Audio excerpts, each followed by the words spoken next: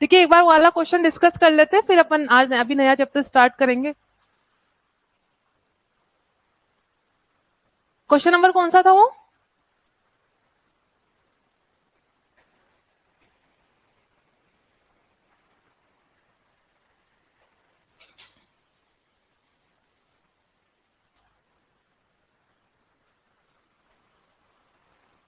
देखिए इस क्वेश्चन को एक बार वापस देखते हैं।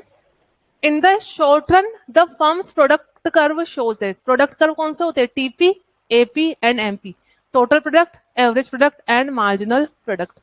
कैसे बनते हैं? ये कौन सा कर्व है? एमपी, ये है एपी, और यहां से कौन सा बनता है? TP. First, second and third. खोल दो, कोई गेट खोल दो, जाओ।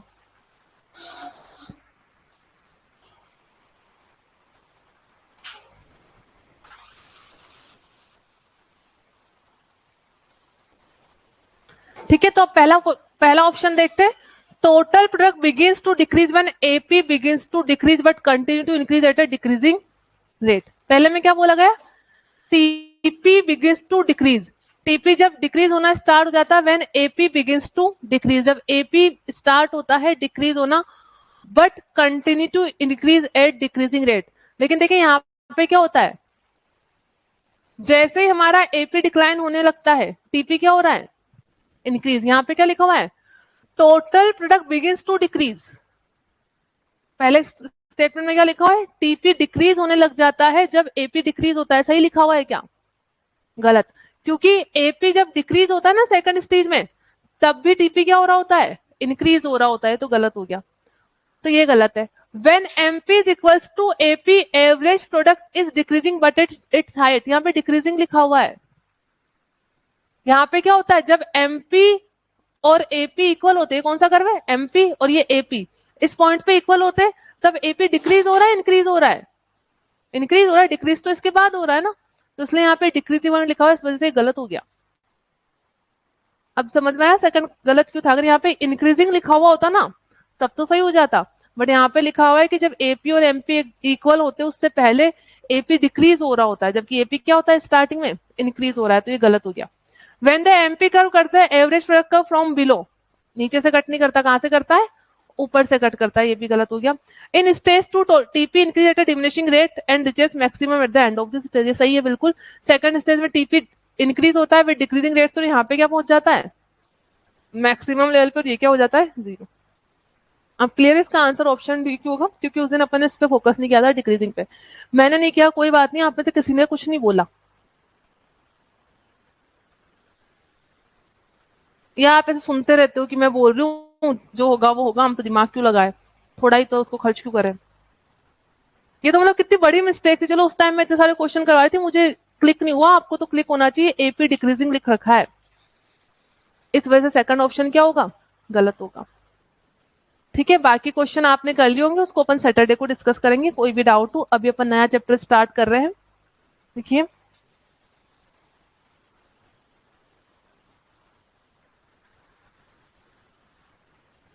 चैप्टर है अपना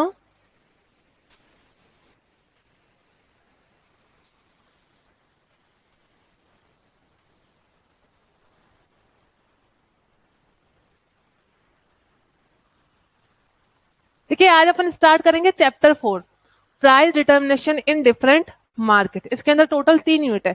पहले सबसे पहले पढ़ेंगे कितने टाइप्स के मार्केट होते हैं, उसके बाद पढ़ेंगे इन मार्केट्स में प्राइस का डिटर्मिनेशन कैसे होता है। आफ्टर दैट इसमें पढ़ेंगे आउटपुट भी कैसे डिटरमाइन होता है।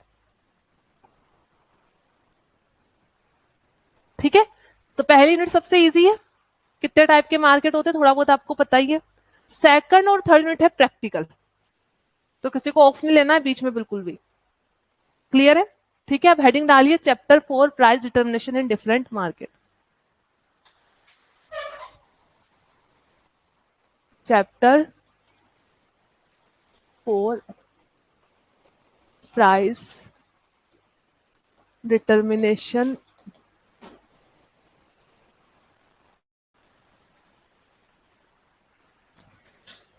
इन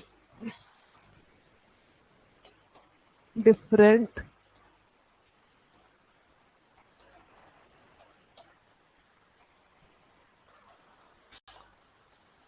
ठीक है, सबसे पहले हम समझेंगे what is the meaning of market. Meaning of market.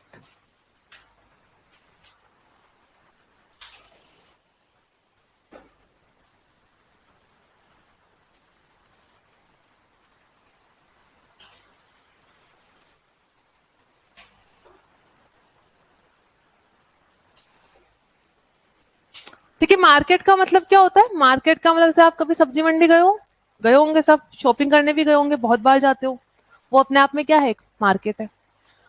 आप जाते हो या हम लोग जाते हैं, हम लोग क्या है, बायर है, जिससे खरीदते हैं वो क्या है, सेलर है। और उसको जब हम खरीदते हैं तो वो या तो हमें कुछ गुड्स देता होगा या सर्विसेज देता होगा, और उसके बदले में हम उसको क्या करते हैं, पेमेंट करते हैं। तो एक ऐसा प्लेस जहां पे क्या हो रहा है, exchange of goods and services हो रहा है, किन दो लोगों के बीच में, बायर और सेलर के बीच में, वो क्या होता है, मार्केट होता है।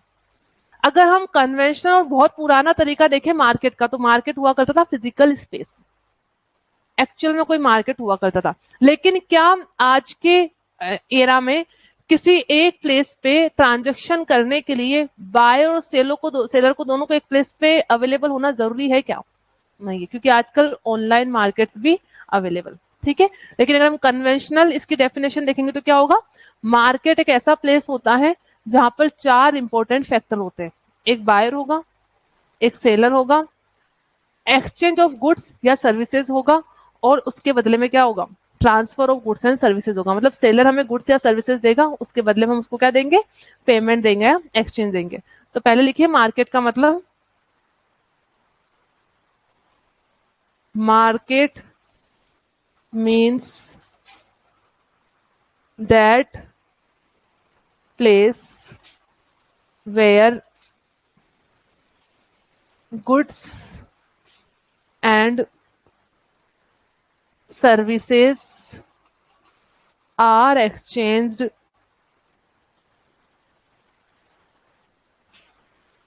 for money in for money between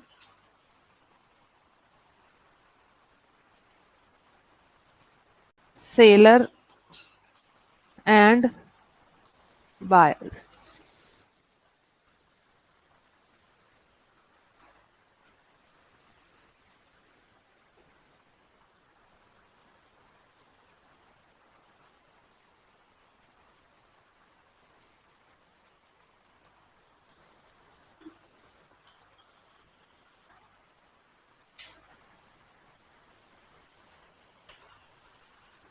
एक तरफ होगा बायर,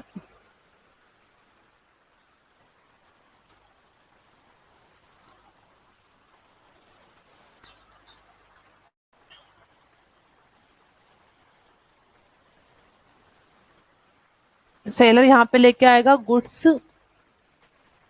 एंड सर्विसेज, और ये यहाँ पे लेके आएगा मनी, और यहाँ पे दोनों का क्या हो जाएगा,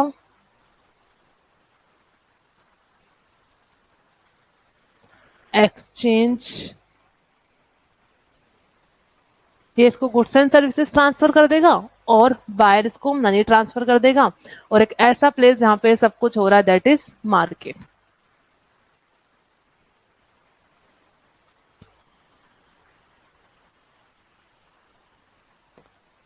क्या कुछ पूछना है, पूछो से, आप खुद से मत समझने की कोशिश करो, पूछ लिया करो ये क्या लिखा हुआ है। देखो क्या लिखा हुआ है, market means that place where goods and services are exchange for money between seller and buyers.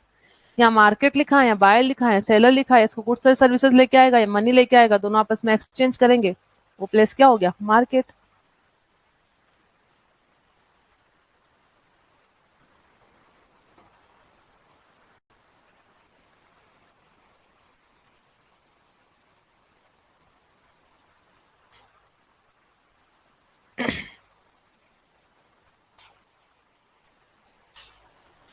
ठीक है, अब देखिए मार्केट बहुत टाइप के हो सकते हैं, जैसे एक तो ये भी होता है कि हम मार्केट से सब्जी खरीद के लाते हैं, दूध खरीद के लाते हैं, और मार्केट से हम कपड़े भी खरीद के लाते हैं। या कभी कभी हम क्या करते हैं, किसी को ऑर्डर दे के आ जाते हैं, उसको क्या बोलेंगे, हम आज नहीं खरीद रहे, 1 महीने बाद खरीदेंगे, ये भी मार्केट होता है। दूसरा, अगर आप मार्केट में कोल्ड ड्रिंक खरीदने जाओगे तो आपको दो ही मिलेगी mainly, Pepsi and Coca Cola. और भी है क्या कोई तीसरी कॉम्पिटिटर? स्लाइस और कौन सी, थम्स अप है, और एक 7 अप भी आती है क्या कोई? तो ये 3 4, हाँ चलो बहुत सारी है। तो जनरली आपको कोको, जैसे अगर आपको मैंगो जूस में जाना है, स्लाइस और माजा ही मिलेंगे, या कोको कोला में जाना है, 3 4 मिलेगी। लेकिन अगर आप साबुन खरीदने जाओ तो बहुत सारी मिलेगी, मल्टीपल ऑप्शन मिलेंगे। साबुन, सोप, ठीक है। डिटर्जेंट पाउडर खरीदने जाओगे तब भी बहुत सारी मिलेगी। या आपको अगर एयर की जो फ्लाइट की टिकट बुक करवानी है, तब अगेन आपको कम ही ऑप्शन मिलेंगे। कौन कौन सी? एयर इंडिया, इंडिगो, विस्तारा, और कौन सी है, स्पाइस जेट, है ना। 4 5 ही मिलेगी। दैट मीन्स किसी मार्केट में तो हमें मल्टीपल ऑप्शंस मिलते हैं, किसी मार्केट में हमें कम ही ऑप्शन मिलते हैं। कहीं पर जाते ही हम चीज को ऑन द प्लेस खरीद सकते हैं, किसी के लिए हमें क्या करना पड़ता है, ऑर्डर देना पड़ता है। तो इसके बिहाफ पे नंबर ऑफ ट्रांजेक्शन बहुत सारे हो सकते हैं, इसी बेसिस पे नंबर ऑफ मार्केट भी बहुत सारे। ठीक है, तो सबसे पहले हम लिखेंगे टाइप्स ऑफ मार्केट। इसमें हेडिंग डालिए,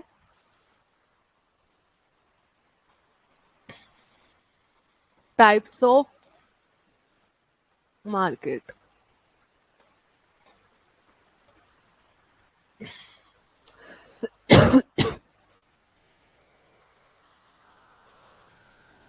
पहला हम देखेंगे on the basis of the geographical area, फिर हम देखेंगे on the basis of the period, on the basis of the transaction, on the basis of the volume, on the basis of the competition। एक और रह गया,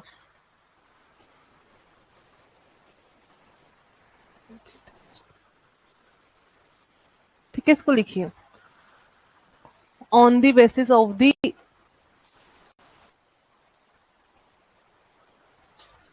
geographical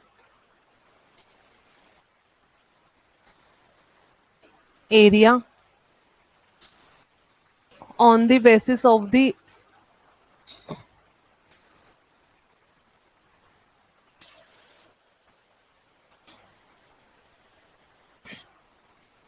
transaction, on the basis of the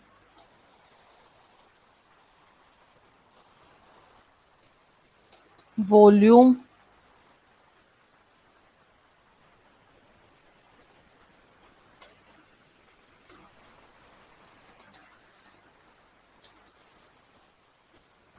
geographical area, transaction, volume,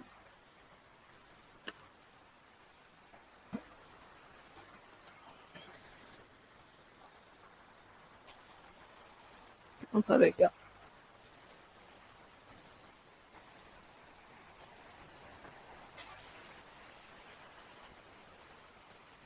एक minute, module देना, module पूरा लो।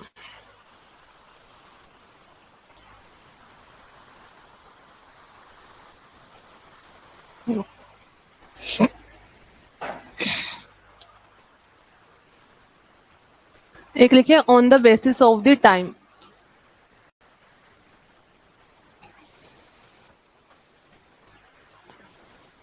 Geographical area में आएंगे अपने 3,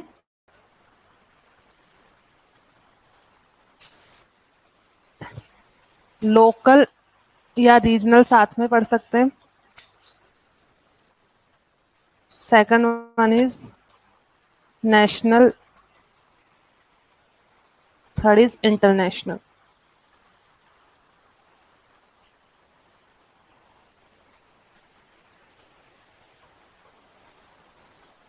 ट्रांजैक्शन में लिखिए स्पॉट या करंट मार्केट फ्यूचर या फॉरवर्ड मार्केट।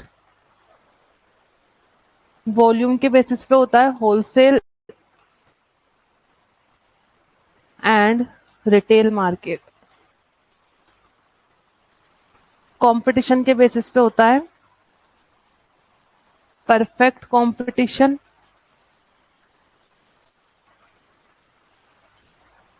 और इम्परफेक्ट कंपटीशन। और एक होता है आपका टाइम के बेसिस पे वेरी शॉर्ट पीरियड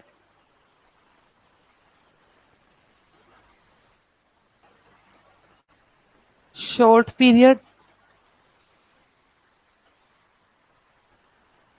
और लॉन्ग पीरियड मार्केट।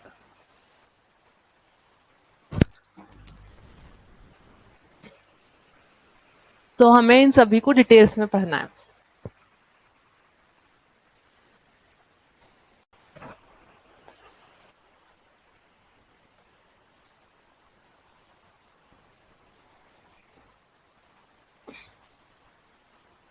यहाँ पे लिखा हुआ परफेक्ट कंपटीशन और imperfect competition, very short period और लॉन्ग पीरियड।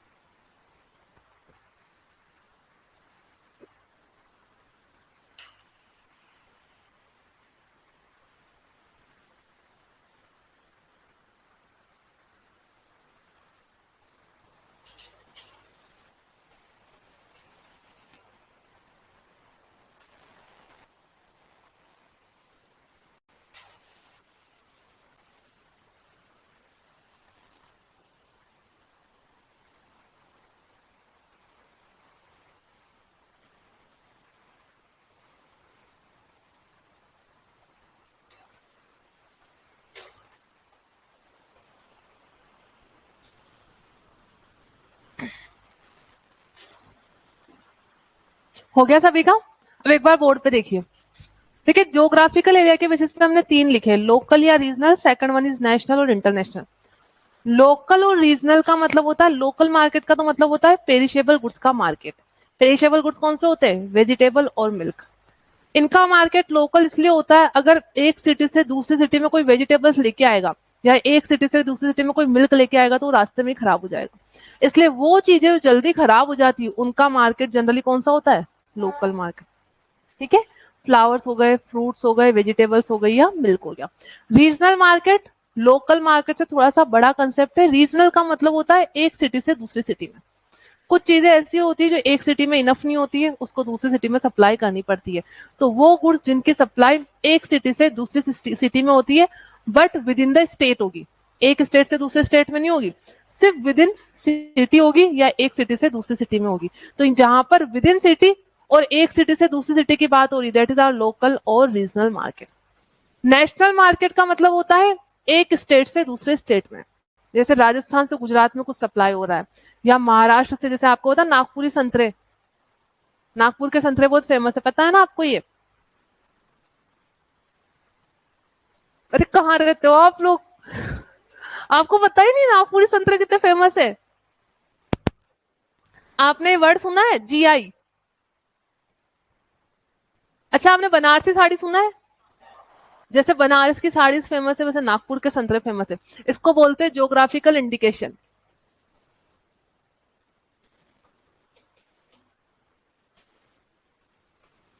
ज्योग्राफिकल इंडिकेशन का मतलब होता है किसी एक एरिया की चीज इतनी फेमस हो जाती है कि फिर वो उसी सिटी के नाम से बिकना स्टार्ट हो जाती है। जैसे मधुबनी पेंटिंग सुना होगा आपने, वो बिहार से आए नहीं क्या? जो बिहार से है। क्या बिहार गया है वो? क्यों? वापस आएगा? अच्छा हाँ, जनेऊ। अच्छा ठीक है, आप लोगों ने भी सुना होगा कुछ ने मधुबनी पेंटिंग के बारे में। ये बिहार की पेंटिंग है जो बहुत फेमस है, ठीक है। तो ऐसे जिस एरिया की जो चीज फेमस होती है ना, उसके आगे वो नाम लग जाता है। तो यहाँ पर नागपुरी संतरे भी वैसे ही फेमस है, तो उसको ज्योग्राफिकल इंडिकेशन मतलब जीआई टैग मिला हुआ है। वो इंडिया में भी सेल होते हैं और आउटसाइड इंडिया भी उनकी सप्लाई हो सकती है।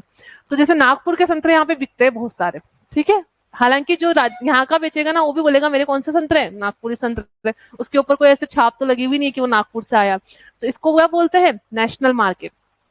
जब एक स्टेट से दूसरे स्टेट में किसी गुड्स की सप्लाई होती है तो उसको क्या बोलते हैं हम, नेशनल मार्केट। इंटरनेशनल मार्केट होता है एक कंट्री से दूसरी कंट्री में। जैसे हम क्रूड ऑयल क्या करते हैं, पूरा गल्फ कंट्रीज से इंपोर्ट करते हैं, तो क्रूड ऑयल का मार्केट क्या है, अपने आप में इंटरनेशनल मार्केट है। गोल्ड के रिसोर्सेज इंडिया के पास है नहीं, हमारे पास गोल्ड के रिसोर्सेज नहीं, तो हम गोल्ड भी पूरा का पूरा इंपोर्ट करते हैं, तो गोल्ड का मार्केट भी क्या है हमारा, इंटरनेशनल मार्केट। तो लोकल और रीजनल मार्केट मतलब एक पर्टिकुलर एरिया में और एक सिटी से दूसरी सिटी में। नेशनल का मतलब एक स्टेट से दूसरे स्टेट में, और इंटरनेशनल का मतलब एक कंट्री से दूसरी कंट्री में। क्लियर है। दूसरा है on the basis of the transaction, एक है स्पॉट या करंट ट्रांजेक्शन, दूसरा है फ्यूचर या फॉरवर्ड मार्केट या फ्यूचर या फॉरवर्ड ट्रांजेक्शन। स्पॉट का मतलब होता है on the spot, at that time हम मार्केट में गए, हमने कुछ पेमेंट किया और उसी टाइम पे कुछ परचेज कर लिया, इसको क्या बोलते हैं, स्पॉट मार्केट। फ्यूचर और फॉरवर्ड का मतलब होता है किसी से कॉन्ट्रैक्ट करा। जैसे जनरली जो ये बड़ी बड़ी कंपनीज होती है, चिप्स बनाने वाली कंपनीज, वो क्या करती है, जो फार्मर आलू उगाते हैं उनसे कॉन्ट्रैक्ट कर लेती है कि इस साल में आपकी जो भी फसल होगी उसको पूरा का पूरा हम खरीदेंगे। तो आज तो नहीं मिलेगी गुड्स, गुड्स कब डिलीवर होंगे, फ्यूचर में गुड्स डिलीवर होंगे। कार के केसेस में भी ऐसा होता है, कार परचेज करिए आपने, आज आपने करवाया, डाउन पेमेंट करके आपने कार बुक करवाई, आपको कब मिलेगी, क्या with in the day meal जाती है, नहीं, फ्यूचर में मिलेगी, कुछ दिनों बाद मिलेगी, उसको भी क्या बोलते हैं, फ्यूचर या फॉरवर्ड मार्केट। दैट मीन्स हमने कॉन्ट्रैक्ट तो आज कर लिया परचेज करने का, लेकिन गुड्स और सर्विसेज कब मिलने वाली हमें, फ्यूचर में, उसको क्या बोलते हैं, फ्यूचर या फॉरवर्ड मार्केट। होलसेलर और रिटेलर आपको पता ही है, ठीक है। होलसेलर का मतलब कौन होता है, होलसेलर किससे खरीद रहा है, डायरेक्ट मैन्युफैक्चरर से। तो मैन्युफैक्चरर और होलसेलर के बीच में जो ट्रांजेक्शन होता है उसको बोलते हैं B2B transaction, business to business transaction. और होलसेलर और रिटेलर इसके बीच में भी हो रहा है, वो भी क्या है, B2B हो रहा है। रिटेलर और हमारे बीच में हो रहा है, वो क्या है, B2C, बिजनेस टू कंज्यूमर। तो होलसेलर का मतलब होता है B2B ट्रांजेक्शन, रिटेलर क्या करता है, B2C ट्रांजेक्शन। इसको तो हम डिटेल में पढ़ेंगे, अलग से इसको होल्ड कर रहे हैं। On the basis of the time का मतलब है वेरी शॉर्ट पीरियड और लॉन्ग पीरियड।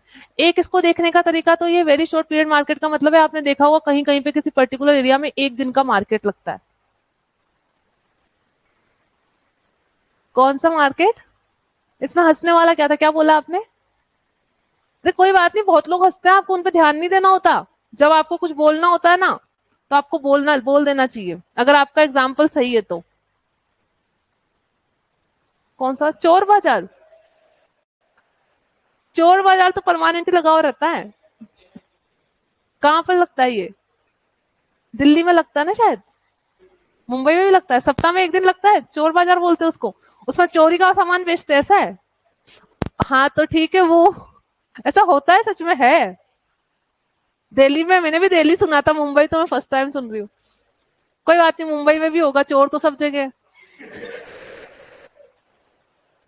तो वेरी शॉर्ट पीरियड का मतलब क्या होता है, एक दिन का मार्केट। अरे यहाँ भी तो लगता है संडे मार्केट, बहुत सारी जगह।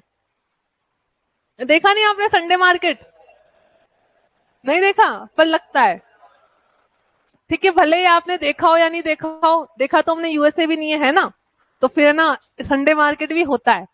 शॉर्ट पीरियड का मतलब होता है बहुत सारे मार्केट एक सप्ताह के लगते से, जवाहर कला केंद्र जेके के देखा आप लोगों ने, वो तो देखा है ना, वो है। तो जेके के ना वहां पे एग्जीबिशन लगती है, या बहुत जगह एग्जीबिशन लगती है, वो एक महीने या एक सप्ताह तक रहती है, उसको क्या बोलते हैं, very short period market, sorry short period market. Long period का मतलब है परमानेंट ही रहता है, ठीक है। एक तरीका तो उसको देखने का ये है, एक और तरीका इन मार्केट को देखने का। वेरी शॉर्ट पीरियड मार्केट का मतलब होता है वेजिटेबल मार्केट या फ्रूट्स या फ्लावर्स वाला मार्केट। दैट मीन्स वहां पे जितनी सप्लाई होगी सेम डे पे सेल हो जाएगी। वेरी शॉर्ट का मतलब ये भी है जिनको हम वेरी शॉर्ट पीरियड में प्रोड्यूस नहीं कर सकते। जैसे समझ लीजिए आज अचानक वेजिटेबल्स की डिमांड बढ़ जाए, तो क्या उसका प्रोडक्शन ऑन द स्पॉट करवा सकते हैं क्या, नहीं करवा सकते। तो अगर इस वाले मार्केट में, वेरी शॉर्ट मार्केट में अगर डिमांड ज्यादा हो जाती है, तो सप्लाई तो हम ज्यादा नहीं कर सकते, तो प्राइजेस क्या हो जाएगी, हाई हो जाएगी। एक तरीका तो ये भी देखने का। शॉर्ट पीरियड का मतलब होता है, हमने पढ़ा शॉर्ट रन प्रोडक्शन फंक्शन और लॉन्ग रन प्रोडक्शन फंक्शन, याद है? वही शॉर्ट पीरियड और वही लॉन्ग पीरियड। शॉर्ट पीरियड में क्या होता है, हम एक फैक्टर को फिक्स रखेंगे, वेरिएबल फैक्टर को कांस्टेंट रखेंगे। तो शॉर्ट पीरियड में एक फैक्टर को फिक्स रख के वेरिएबल फैक्टर को चेंज करके हम प्रोडक्शन को क्या कर सकते हैं, इंक्रीज कर सकते हैं।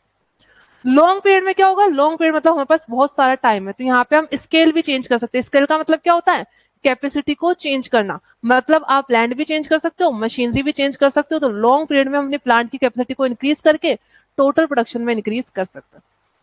तो इस वाले मार्केट को देखने के दो तरीके, एक तो आप पीरियड के बेसिस पे देख सकते हो कि कुछ मार्केट बहुत ही एक दिन का लगता है, कुछ कुछ टाइम का लगता है, और कभी कभी आप सिटी में जाओगे तो सिटी में तो परमानेंट हमेशा वहां पे शॉप्स रहती है, मार्केट हमेशा रहता है। एक तरीका होता है वेरी शॉर्ट पीरियड में, वो मार्केट जहां पे हम सप्लाई को चेंज नहीं कर सकते, तो वेजिटेबल, फ्लावर और जो भी पेरिशेबल गुड्स होते हैं उनकी सप्लाई को हैंड टू हैंड चेंज नहीं करा जा सकता, तो that is very short period. Short period का मतलब होता है शॉर्ट रन प्रोडक्शन फंक्शन पे, जहां पे एक फैक्टर को फिक्स रखे वेरिएबल को इंक्रीज करके हम क्या कर सकते हैं, सप्लाई को चेंज कर सकते हैं। और लॉन्ग पीरियड मतलब लॉन्ग लॉन्ग मार्केट मतलब लॉन्ग पीरियड की बात हो रही है, जहां पे सारे फैक्टर प्रोडक्शन में चेंज करके हम मार्केट में सप्लाई को चेंज कर सकते हैं। क्लियर हो गया? इसको मैंने होल्ड पे रखा है क्योंकि पूरा जो हम पढ़ेंगे ना चैप्टर, 3 यूनिट्स तीनों इसके ऊपर है। This is the most important market, perfect competition और इम्परफेक्ट कॉम्पिटिशन। तो पहले इनको लिख लेते हैं, फिर बाकी को लिखेंगे। फर्स्ट था ऑन द बेसिस ऑफ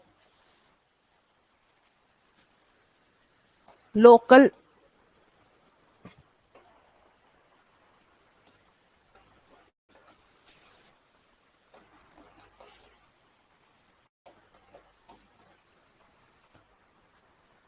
पहले में, अब देखिए मैं इसको बहुत शॉर्टकट में लिखवाऊंगी, आपको वैसे याद रखना है।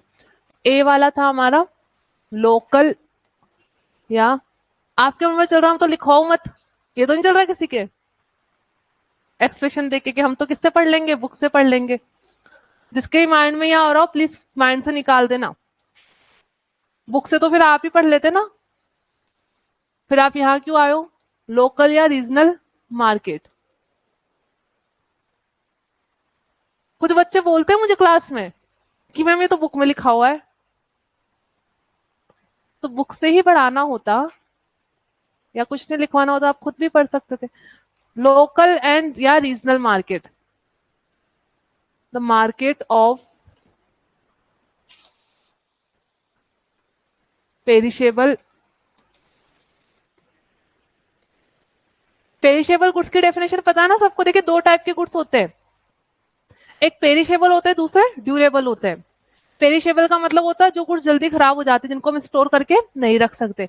ड्यूरेबल मतलब जिसका पीरियड हम, जिसका यूज हम एक से ज्यादा बार कर सकते हैं। तो मोबाइल फोन, टीवी, लैपटॉप, ये सब क्या है, हमारे ड्यूरेबल गुड्स है, जबकि फ्रूट्स, फ्लावर्स और मिल्क है perishable goods.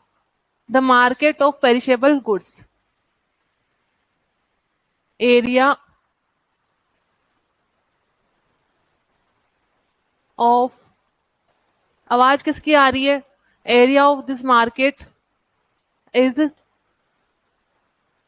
With in city और one city to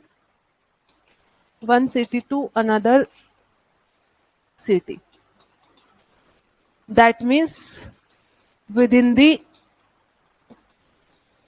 स्टेट, एक ही राज्य के अंदर या एक ही स्टेट के अंदर होने वाले। हम राजस्थान में रहते ही हमारा स्टेट है, पता है ना सबको। और यहाँ के सीएम कौन है, भजन,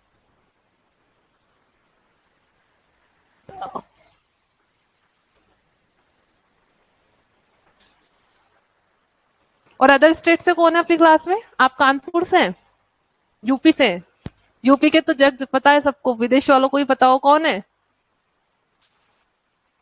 योगी आदित्यनाथ जी। महक, अच्छा वो भी यूपी से है क्या, हरियाणा से। हरियाणा के कौन है, दीपेंद्र सिंह हुड्डा है, नहीं हरियाणा के मुझे भी याद नहीं अभी एग्जैक्टली। नेशनल मार्केट, चलो आ गया याद।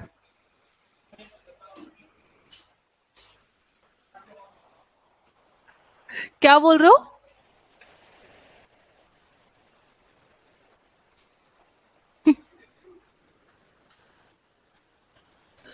नेशनल मार्केट में लिखिए, नेशनल मार्केट क्या होगा? देखिए ऊपर वाला विद इन द स्टेट था, तो ये क्या होगा? विद इन द कंट्री, एक स्टेट से दूसरे स्टेट में। अच्छा इसमें एग्जाम्पल लिख लेना, मैंने यहाँ पे लिखे नहीं, लास्ट थोड़ा सा स्पेस होगा वहां पे लिख लो। फ्रूट्स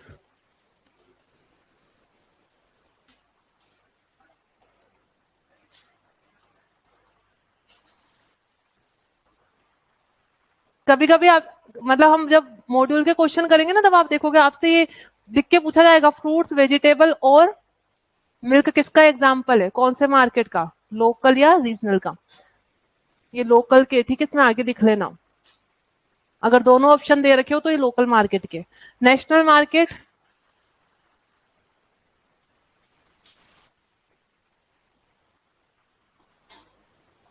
इन national market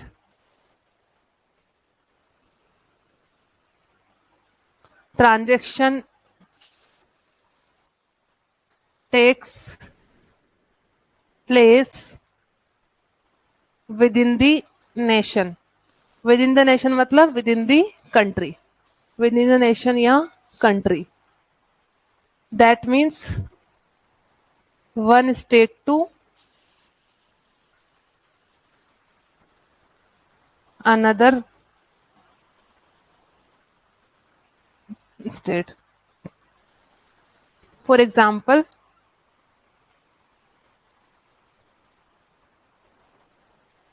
Nagpuri oranges, Madhubani paintings, आसामी, आसामी साड़ीज का भी यही मार्केट में आएगा।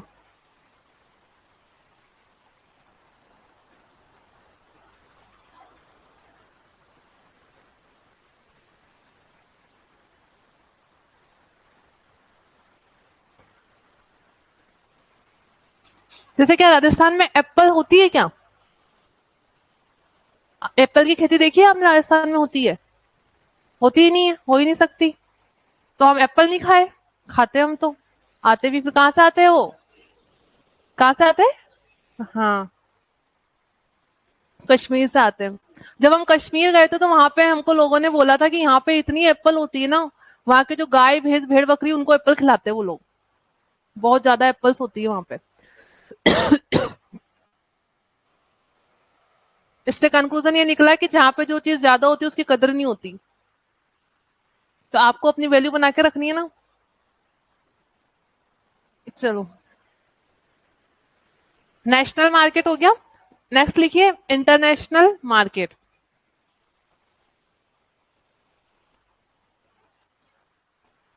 इंटरनेशनल मार्केट,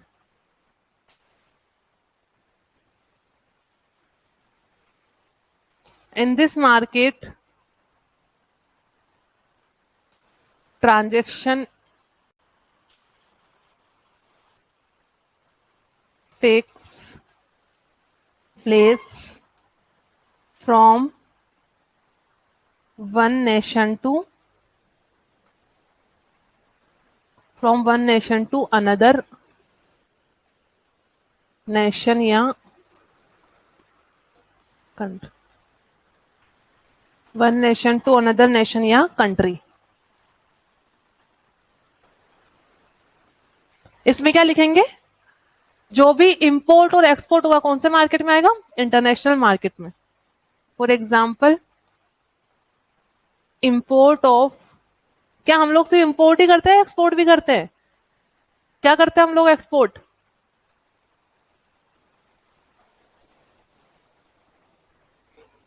एक तो वीट और राइस तो करते हैं, और अब लोग जोर से बोला ना, इतना बोलते हो कि उनको सुनाई देता है सिर्फ। बताओ और क्या करते हैं? वीट राइस करते हो, और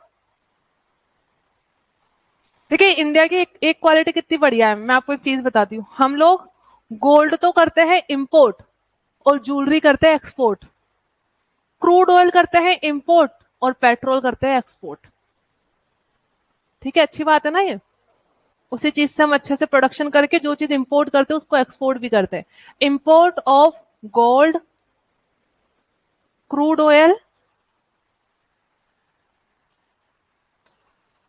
crude oil,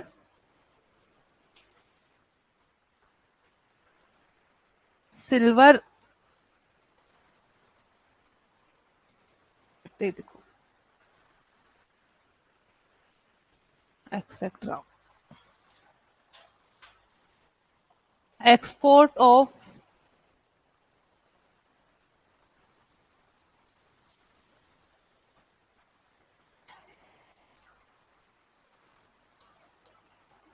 export of petrol and jewellery.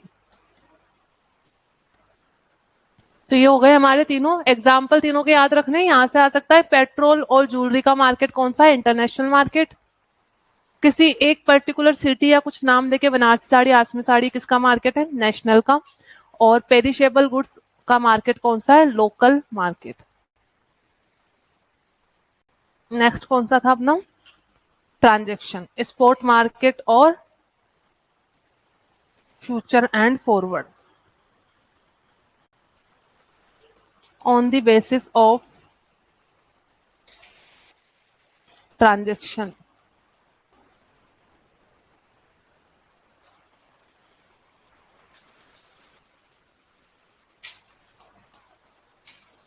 Sport देखिए नाम से भी पता लग रहा है, यहां से भी डायरेक्ट क्वेश्चन आता है। स्पोर्ट मार्केट में ट्रांजेक्शन कब होते हैं, आज या फ्यूचर में, आज होंगे। फॉरवर्ड मार्केट मतलब, फॉरवर्ड मतलब आगे, तो उसमें कब होंगे, फ्यूचर में। Spot market, in this market transaction takes place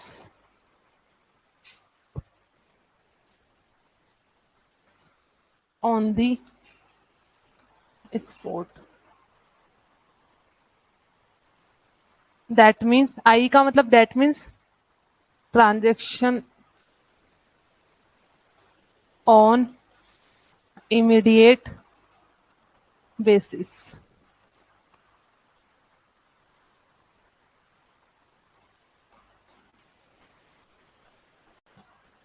forward या future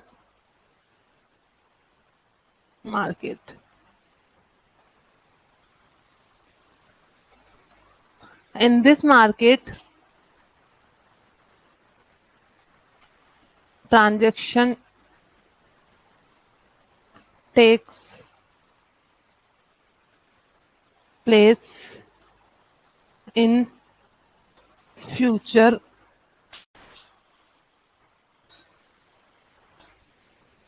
That means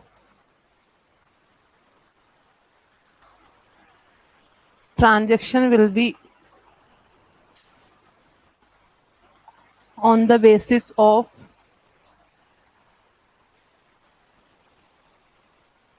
future contract,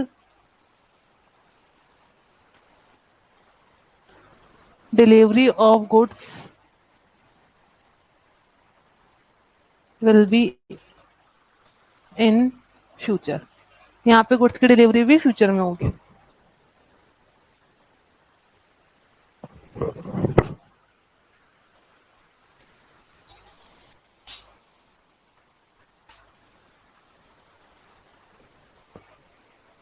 Spot, in this market transaction takes place on the spot, that means transaction on immediate basis.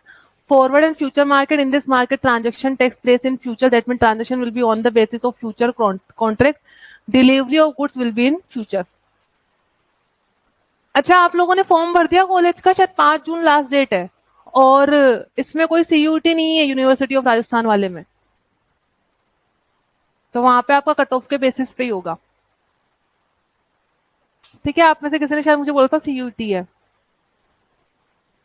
CUT नहीं है उसमें, उसमें cut off ही है, और last date 5 जून है। 8 है, हाँ मुझे याद नहीं रहा, 5 या 8 जून है।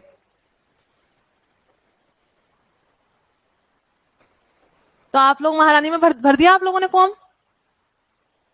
उसमें देखिए 2 लिस्ट आती है, पहली में नहीं हुआ तो दूसरी में पहली में हो ही जाएगा, आपके सबके ठीक परसेंटेज थे, और दूसरी एक और लिस्ट आती है जिसको एसएफएस लिस्ट बोलते हैं। एसएफएस मतलब सेल्फ फाइनेंस होते हैं, उसमें फीस थोड़ी ज्यादा लगती है बट एडमिशन वहां हो जाता है, दोनों में आती है। चलो नेक्स्ट लिखिए।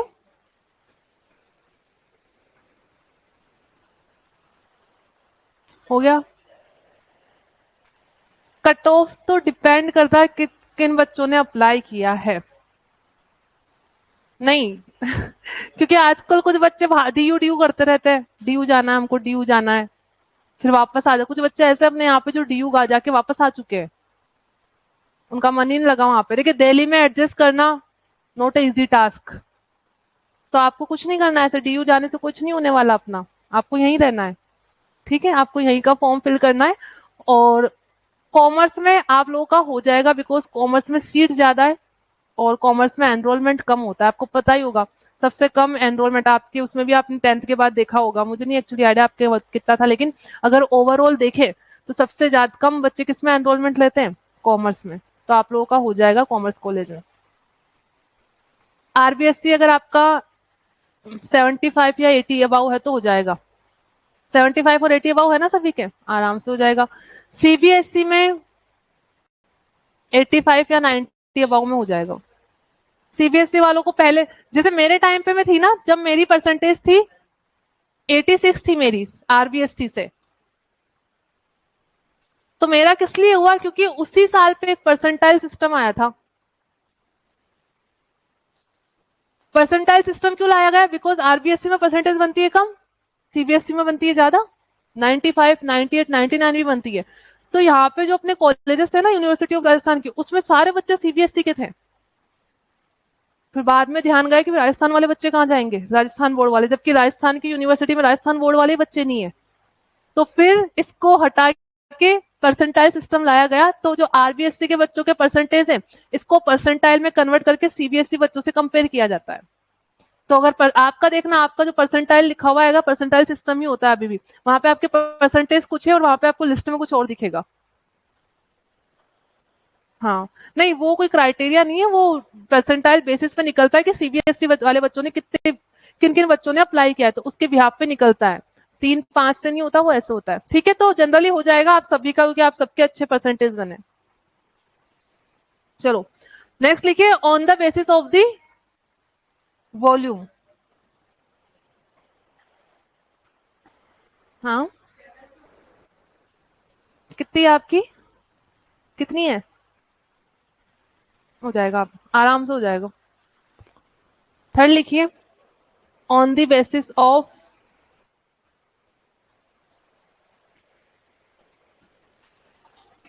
अरे बस, अब इसको लिखो, on the basis of the volume. First, wholesale market. अब होलसेल मार्केट आपको पता है ना क्या होता है? बी टू बी या B to C? B to B, क्योंकि होलसेलर किसको दे रहा है? रिटेलर को दे रहा है। रिटेलर भी बिजनेस कर रहा है, होलसेलर भी बिजनेस कर रहा है, तो होलसेल मार्केट होता है बिजनेस टू बिजनेस मार्केट।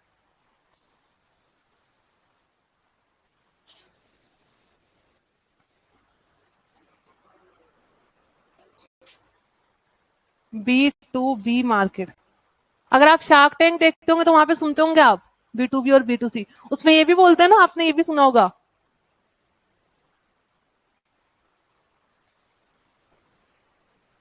सुना आपने ये? उसमें इबिटा इतनी है इसकी, क्या होता है इसका मतलब? Very good.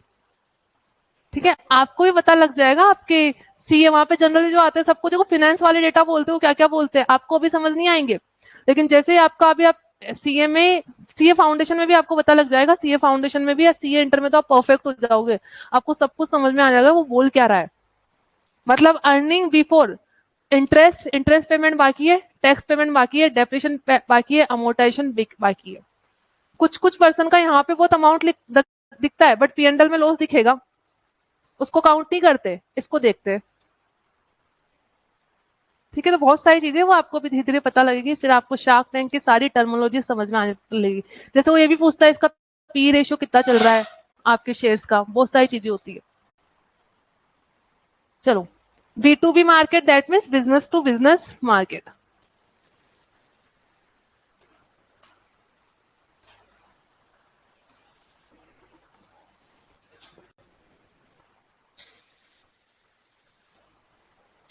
तो यहाँ पे वॉल्यूम लिखा हुआ है, लेकिन मैंने यहाँ पे B2B लिखा है, इसका मतलब क्या है? वॉल्यूम का मतलब है होलसेलर जब मैन्युफैक्चरर से खरीदता है तो बहुत बल्क क्वांटिटी में खरीदता है, और कस्टमर जब रिटेलर से खरीदता है तो स्मॉल क्वांटिटी में खरीदता है। ठीक है, वॉल्यूम का वो मतलब है। रिटेल मार्केट,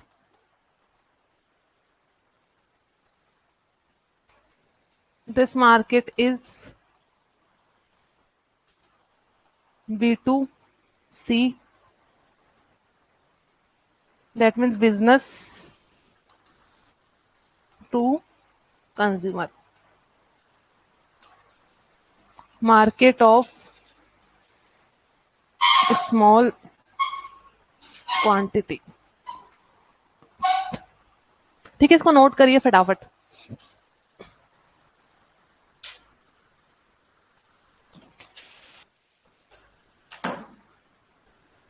कोई क्लास ज्वाइन कर लीजिए इसमें।